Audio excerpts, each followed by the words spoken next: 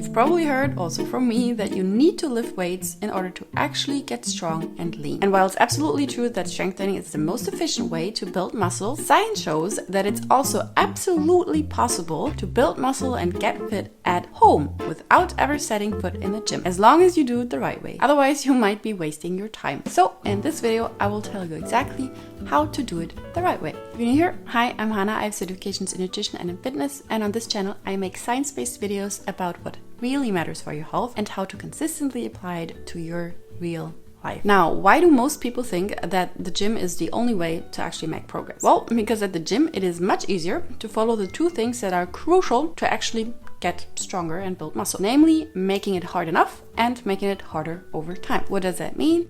Making it hard enough means training close to failure, aka you can maybe squeeze out 1, 2, maximum 3 more repetitions of whatever exercise you're doing before your muscle just cannot anymore. That is what we call close to failure. And at the gym, this is super easy to do because there are a lot of different weights and machines that can be very heavy and put a lot of weights on your muscles. Now at home, this is obviously a bit harder where you don't have a barbell or a machine, but it is absolutely also possible, which is what we're going to talk about in this video. And making it harder over time is also known as progressive overload, which, as the term suggests, means that you overload progressively. So you make it harder over time because our bodies adapt to whatever we give them. So if you give your body the same weight all the time, it's not adapting to anything. But adaptation is what muscle growth basically is, or muscle growth is adaptation. So not only does the weight have to be heavy enough, but also you need to make it even heavier regularly in order to keep getting stronger and building more muscle. And again, this is a lot easier at the gym where you just add a plate, you just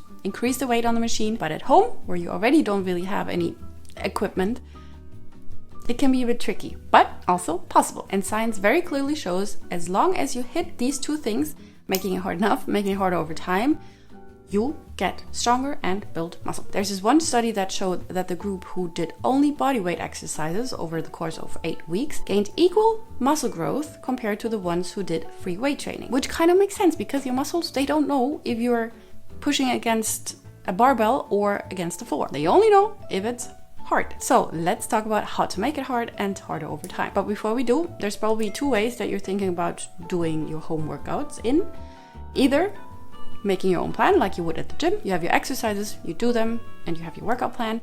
Or workout videos, for example, on YouTube. Or maybe a mixture of both, which is what I do whenever I'm in these phases where I don't really want to go to the gym, but prefer home workouts. So we will cover both. But even if you're a video person, I would recommend you to watch the first part too, because if you understand everything I'm going to explain you there, that's going to make it a lot easier for you to actually choose the right videos and or to adjust certain things while doing the video to actually make the workout efficient and not just be doing something for 30 minutes to feel good but not really see any results. Okay, path number 1, DIY. Before we talk about how to make your plan, let's answer the big question in the room. Do you need equipment or do you not need equipment? You don't necessarily need equipment, but equipment makes things easier. But you don't necessarily have to spend any money to make equipment. For example, you can also use your backpack filled with rice or books as weight. Still, there are 3 things that I would recommend you to maybe think about investing in. First and foremost, this is cheap and it does not take up any space. Resistance bands. These little things are really, really powerful when it comes to adding resistance to your home workouts. And another good thing about these is that usually they come in a multi-pack in different heaviness levels. Do you say heaviness levels? You know, difficulty levels, which helps with both making it harder, but also making it harder over time because you can choose the harder resistance band, the stronger you get. Secondly, what I would also recommend you to get is an adjustable dumbbell, which is what I have, or any dumbbell, but adjustable is even better because then again you can change the weight. First, because then you can also use it within different kinds of exercises, because some exercises you need a higher weight than in other exercises. And also again, you can do progressive overload because you can just add or subtract the plates. And thirdly, this is absolutely not necessary, but I still recommend it, is to get a pull-up bar. You don't even have to screw it in the wall. You can just put it in your, depending on your door frame, but if you're a bit lucky, you have the kind of door frame where it works. And then you can do one of the, if not the best exercises for your back, and also, by the way, your abs and arms, namely pull-ups. I will link all my product equipment recommendations down below. Now let's talk about the home exercise menu, aka the exercises that you can absolutely also do at home and how to make them harder. Now when I say harder, that does not only mean make it heavier. You can also make it harder by increasing the repetitions until failure, by increasing the time under tension, aka making the movement slower, because the slower you do a movement, the harder it gets. Try it out, you will see. Or by reducing the breaks between sets. So you do, for example, 10 repetitions, and instead of waiting a minute, which you should probably at the gym, you just wait 20 seconds because the weight was lighter, so you only take a shorter break. Or you do a harder variation. More on that when we talk about the specific exercises. Or obviously you just add weight.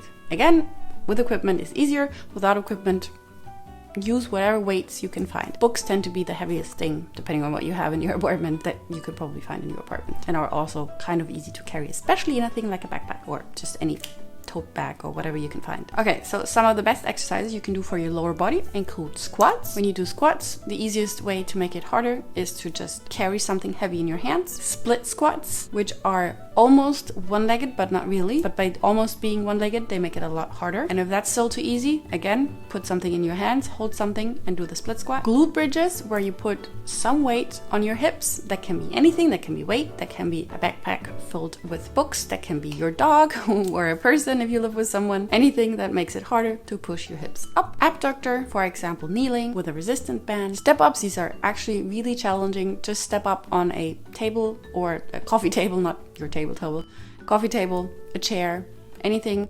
If that gets too easy, carry something heavy in your hand again. One leg deadlift, where you basically do a normal deadlift, but you lift your other leg up in the air behind you. Also there you can add a little bit of weight of your choice, or also use a resistance band. And in general, when you want to make your lower body exercises harder, usually most often you can do that by doing whatever you're doing on one leg, and then also probably carrying something heavy in your hand, and then maybe also on top of that adding a resistance band around your legs. Now for the upper body, one of the best exercises, as mentioned before, is the pull-up, if you have a pull-up bar. So push-ups are really hard. So if you've never done this before, it's very likely that you cannot even do one. So what you can do to get started is to just jump up and then go slowly down as slowly as you can. But another great exercise for your back is row. You can do that also with weights, bending over, for example, or with a resistance band by stepping on the resistance band and rowing. Or if you don't have a resistance band, just lie under your table and pull yourself up. Push-ups, you don't need any equipment for these, and they are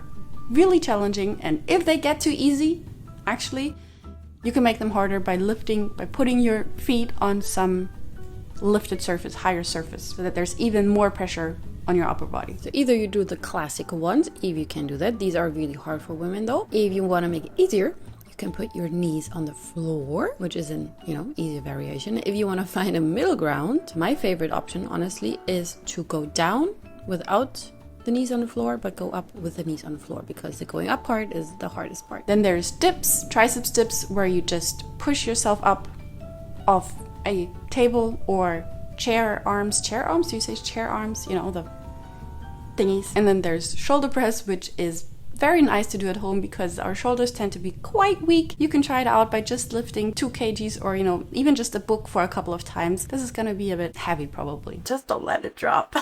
And then of course there's all kinds of ab workouts, for example, planks, crunches, all these kind of things. But there usually you don't need any weights anyways. Now you have your exercises. Now let's turn that into your actual workout week. First, you should choose how often to train. Even at home, it's helpful to have a clear plan how often and when you're training. Try to aim for 2 to 4 times a week.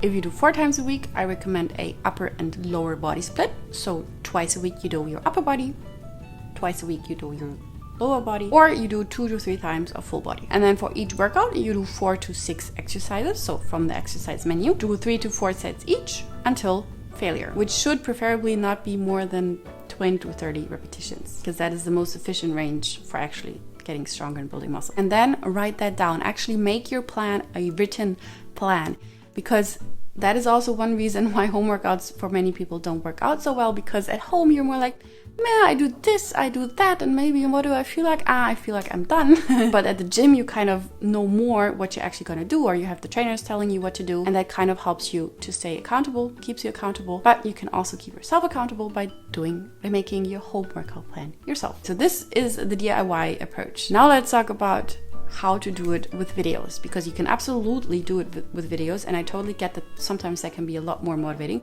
Me, for example, I need a video for my ab workouts because I don't really like working out my abs, so I just always put a Pamela Reif video on. So the biggest question to answer here is, how can you choose the right videos? Because there are so many videos on YouTube that are nice and feel like you've been active but aren't really doing much, because many of them are just plainly too easy to actually help you build muscle. And I'm looking especially, not trying to shame anything, if you enjoy it, do whatever you want, but if you actually want to build muscle, the light bodyweight Pilates videos are probably not gonna do so much for you, because a lot of them are just not hard enough. You're not actually close to failure when you stop with the exercise. This is a little bit of trial and error. You just have to try out different YouTube channels or, apps, whatever you want to use. My personal recommendation, the one that I use when I work out at home, is the videos by Pamela Reif. She has really hard workouts. She also has easier workouts, but most of her workouts are really hard and really challenging. And she also has a lot of videos where you can use extra resistance. For example, resistance bands, weights, homemade weights, if you want to call them that. And she also has an app. This is no collaboration, but by the way, I just really love her work. She also has an app where she gives you a plan. I think she also posts that on her Instagram, where she actually gives you a weekly plan of how to put her videos together, so that you don't even have to think about it too much. I really, really highly recommend that. But if you don't want to use her or her plans, how do you then make your weekly plan with the videos? Same thing, basically. This is what I do when I work out with videos mostly. I usually do a split of 2 times lower body, 2 times upper body. And in my upper body, usually I have the abs included. And then I personally have my favorite videos, so I kind of know what to choose on the spot. But if you're someone who tends to struggle to actually be disciplined and follow through, make your plan. Look for the videos on your Sunday or whenever you're not working out, or when you're feeling motivated. Look through that channel's videos and pick out exactly the ones that you want to do. Write them down, put them in a playlist, and then you really have your basically personal trainer who tells you exactly what to do on these days. Just that it's not live, but on YouTube. And this pre-selection is really, really helpful, because if you sit down to scroll through everything on YouTube for 10 minutes, 20 minutes before you're actually working out, first, you're losing a lot of time, and second, it's kind of likely that at some point you won't be motivated enough and will just be like, nah, maybe I'll do 10 minutes and then I'm done. So make it easier for you to make it easy to actually stick to it by making a plan. Now, whatever you choose, whether it's DIY, videos, working out outside, the most important thing always when it comes to exercise is consistency. Don't choose something just because someone on the internet told you to choose that if you're not going to actually do it for longer than just a week or two. A 15-minute home workout done 4 times a week beats one session at the gym every other week 1,000 times. You don't need a gym, you don't need fancy equipment. What you need is a plan and to stick to it, and preferably to make that plan hard enough to actually challenge your muscles to grow. And while your workouts are crucial to actually build muscle, the other thing that is crucial to actually build muscle is getting enough protein. And if you struggle with that, I gotcha. In this video, I share 7 very easy, doable, realistic ways how I make it super easy for myself to eat more protein every day without having to overthink it. So make sure to check out that as well. Thank you so much for watching, and I will see you over there.